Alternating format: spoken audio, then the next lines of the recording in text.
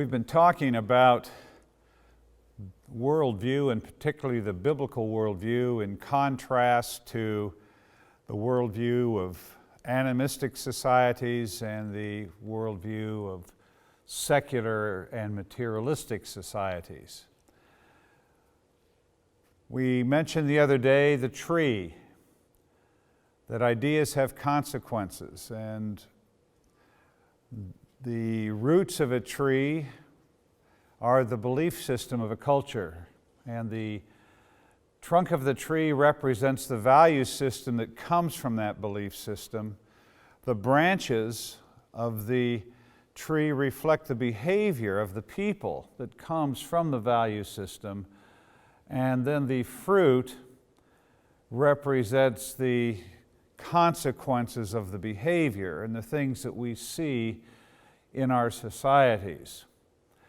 What we want to do today is give you a practical tool on how you can begin to examine some of the things in your society that are hindering your society, that are keeping it from flourishing, that are keeping it from becoming all that God intends for it to be. We title this lesson and the corresponding work session, The ABCs of Culture, or the Web of Lies. You'll see why we call it the ABCs of Culture in a few minutes, but the Web of Lies is, if you think of the web of a spider that entangles you and keeps you from functioning, keeps you from flourishing. Satan is a liar, and he spins webs of lies that impoverish individuals and nations. I'd like to begin by giving you a couple of illustrations. These come from very different parts of the world, and I'll begin with one from my own country. If you were to drive from Los Angeles, California, across the country diagonally up to Boston or New York, you would be able to listen to Christian radio stations all the way across the country. There's something like 2,000 Christian radio stations. And in all of the major cities, you would be able to watch Christian television. There's something like 200 Christian television stations around the country. There are Christian primary schools and secondary schools. There's Bible schools, there's Christian colleges, there's Christian universities, and there's even Christian graduate schools. There's Christian newspapers and Christian magazines. If you were to color the United States Christian by color, you would color her Christian. And yet today, we kill 1.2 million babies a year through abortion. Yet today, within the church, the breakup of families is approaching that of the breakup of the society as a whole. Today in the state of Oregon, they've passed a law that allows for physician-assisted suicide. It's nicely called, nicely packaged, death with compassion, or a compassionate ending to life. But what it is allowing doctors to murder their patients. And this trend is only growing in this country. So what's wrong with this picture? So many churches, so much Christian media and communication systems, and yet so much brokenness. What's wrong with this picture? The second illustration is from a friend of mine named Silvio. Silvio, at the time he told me this story, was a nurse.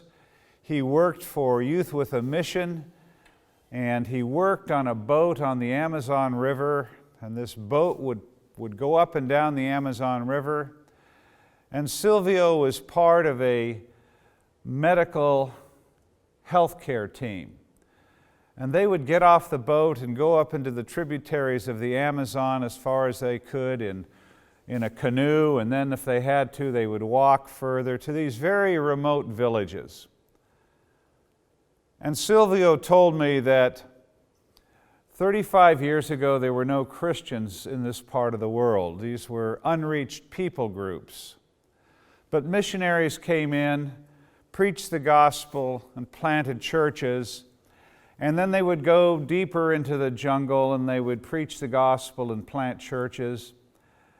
And now all over this region of the Amazon, there are churches and Christians. And Silvio said when he goes into these communities, he is really troubled. These communities are so poor that the men in the communities sell their daughters' sexual services for cash. And he said the thing that really makes him cry is that the Christian fathers sell their daughters' sexual services for cash. What's wrong with this picture? The next illustration comes from a major global missions conference that took place 12 years ago. There were 2,000 missionaries that gathered from all over the world.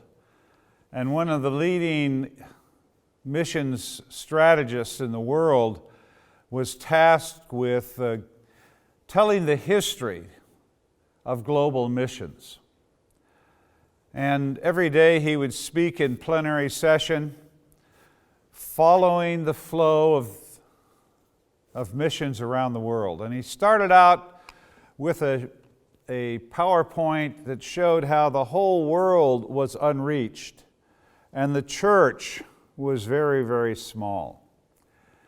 And as we moved through time, the church grew larger and larger, and the numbers of people to be reached grew smaller and smaller. On his last day, he said to the missionaries gathered, "We are the first generation in the history of missions that can see the end of the Great Commission." And that statement sent electricity through the crowd. And they all stood and gave him a standing ovation. To think 2,000 years of missions history. And we now, with the numbers of churches and numbers of Christians in the world, and the fewest number of unreached people groups ever, we now can see the end of the task, and it can be fulfilled in our lifetime. And as a missionary, sitting there hearing that, just to think, I can be part of the generation that completes the task. After he finished talking, the next person to stand up was going to give a case study of how missions had come to her country and had impacted her country. And she came up and told how in her country 100 years before you could count the number of Christians on your hands. There were very few. How missionaries came and preached the gospel and planted churches. And now there are churches all over her country, Christians all over her country. And she said, today 80% of the people in my country profess Christ. And there was wonderful applause. Isn't this a great case study? There were no Christians 100 years ago. Now 80% are Christians. This is a great story. And then she said, do you want to know where I've come from? And there was this long pause. And she said, I've come from Rwanda. And we all know what happened in Rwanda a few years ago. There was genocide. There was a war between the Hutus and the Tutsis. And the Tutsis were the minority tribe, and yet they were the governing tribe, and the Hutus in the majority were tired of being governed by this minority tribe, and they decided to get rid of the Tutsis. So for 3 months, there was a war. And at the end of that 3 months, over 1 million people were dead. 1 million people out of a country of 7 or 8 million in 3 months. And they weren't killed by an atomic bomb hitting Kigali. They were killed by spears and machetes. They were shot. The kind of warfare where you're looking into a person's eyes when you kill them. Neighbor killing neighbor. Christian killing Christian. Is this the end of the Great Commission? I think not. What's wrong with all three of these images? In all three, you see the gospel going out, you see people professing Christ, you see churches being planted, and in all three, you do not see discipleship taking place on the level of culture. There may be discipleship on the level of spiritual disciplines, maybe, where people who profess Christ are taught to pray, to read the Bible, to attend church, and to witness. These are the spiritual disciplines, and they're fundamental to the Christian's life, but they are not sufficient for the transformation of a society. They're not sufficient for the discipling of nations. So we have been very successful at what we set out to do. We've been successful at saving souls for heaven and planting churches, but we have not discipled at the level of culture. And thus we have not fulfilled the Great Commission. I remember being in Rwanda after the genocide, and the lead pastors in the country were planning a new evangelistic effort. And in the conference, I looked at them and I said, "Why are you planning an evangelistic effort? What if 100% of Rwandans profess Christ and they still kill each other?" You don't need another evangelistic effort. What you need to do is disciple at the level of culture.